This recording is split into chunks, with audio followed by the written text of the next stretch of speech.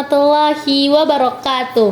Halo Sobat Edukasi, selamat datang di podcast Belajar di Era Digital. Tempat ini merupakan tempat kita ngobrol santai seputar dunia pendidikan modern. Bersama saya, Maria Ulfo, yang akan menemani kalian selama beberapa menit ke depan. Nah, tema kita kali ini relevan dengan kehidupan kita sehari-hari, apalagi setelah mengalami COVID-19, yaitu mengenai teknologi pendidikan di era digital.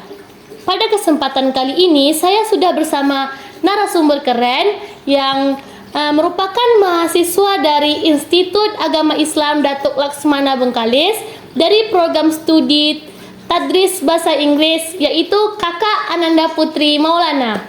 Halo. Halo Kak Putri, apa kabar? Alhamdulillah, kabar baik. Ini kesempatan yang baik banget. Saya senang bisa ngobrol santai di sini tentang pendidikan yang terus berubah. Wah, asik banget nih. Dunia pendidikan sekarang kan berubah mulai cepat nih, Kak. Nah, kalau dulu guru menjadi salah satu sumber informasi yang didapatkan oleh siswa. Namun, sekarang siswa bisa menggenggam semua informasinya sendiri tanpa harus informasi dari guru. Betul Kak, sekarang siswa bisa belajar melalui video, platform digital, bahkan lewat media sosial. Pendidikan itu benar-benar bertransformasi. Kak Putri, sebelum kita ngomong-ngomong lebih jauh nih kan, soal aplikasi dan AI, saya ingin tahu dulu, apa sih sebenarnya yang dimaksud dengan teknologi pendidikan itu sendiri? Teknologi pendidikan itu sangat luas sekali ya.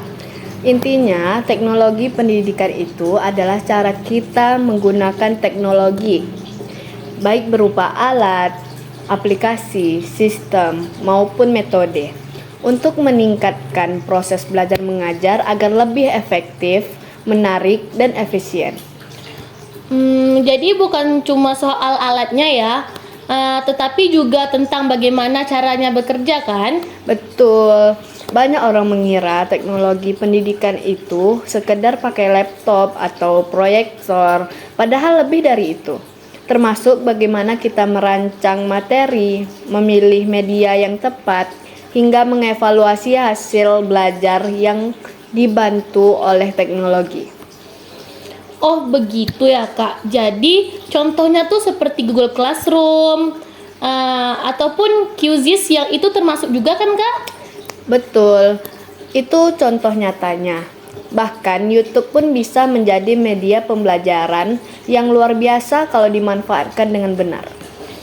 Kalau gitu, apa sih manfaat nyata dari teknologi pendidikan bagi guru dan siswa Kak? Ada banyak sekali. Yang pertama itu pembelajaran jadi fleksibel. Siswa bisa belajar di mana saja, kapan saja, tanpa terkait dengan ruang kelas. Yang kedua itu materi jadi lebih menarik dengan video, animasi, atau simulasi interaktif. Siswa jadi lebih mudah memahami konsep yang sulit. Dan yang ketiga itu ada evaluasi belajar yang lebih cepat dan akurat. Misalnya, dengan kuis online, guru bisa langsung tahu siapa yang sudah paham dan siapa yang perlu bimbingan tambahan. Wah, jadi teknologi itu juga dapat membantu guru dan dalam mengelola ataupun memantau perkembangan siswa ya. Iya, dan di sisi lain siswa jadi lebih aktif. Mereka bisa mencari referensi sendiri, berdiskusi lewat forum digital, bahkan tempat konten belajar sendiri. Nah, jadi Kak, ibaratnya tuh kayak siswa sekarang bukan cuma menerima ilmu, tetapi juga menciptakan pengetahuan yang lebih luas ya Kak. Betul sekali, dan itu sangat sesuai dengan bersemangat merdeka belajar. Tapi tentu nggak semua berjalan mulus ya Kak. Apa saja sih tantangan yang ada di dalam teknologi pendidikan di Indonesia ini? Nah, ini bagian pentingnya. Tantangan utamanya ada beberapa hal. Yang pertama itu kesenjangan akses teknologi. Masih banyak daerah di Indonesia yang belum punya akses internet yang stabil atau ada keterbatasan untuk dijangkau. Dan yang kedua itu kesiapan guru. Tidak semua guru punya kemampuan digital yang memadai. Banyak yang perlu pelatihan dan pendampingan. Dan yang ketiga itu ada perubahan budaya belajar. Siswa kadang kesulitan disiplin belajar secara mandiri karena terlalu banyak distraksi dari gadget. Bener banget nih Kak. Banyak kan siswa yang niatnya mau belajar lewat HP. Namun sewaktu dia belajar dia bisa membuka TikTok ataupun main game kan. Ya itu karena kita tuh bisa gampang ke distract karena lewat gadget itu kita bisa membuka apa saja. Dan karena itu penting banget nih menanamkan literasi digital, bukan hanya bisa pakai teknologi, tapi juga bijak dalam menggunakannya. Jadi teknologi bukan cuma soal alat tapi juga soal sikap ya Kak. Betul, tanpa sikap yang baik dan tujuan yang jelas, teknologi justru bisa membuat pembelajaran tidak efektif. Sekarang kan kita ngomong soal masa depan nih. Menurut Kak Putri, ke depan itu bagaimana sih ke depan itu arah teknologi pendidikan akan seperti apa? Wah, ini menarik sekali ya. Ke depan, teknologi pendidikan akan makin canggih dan personal.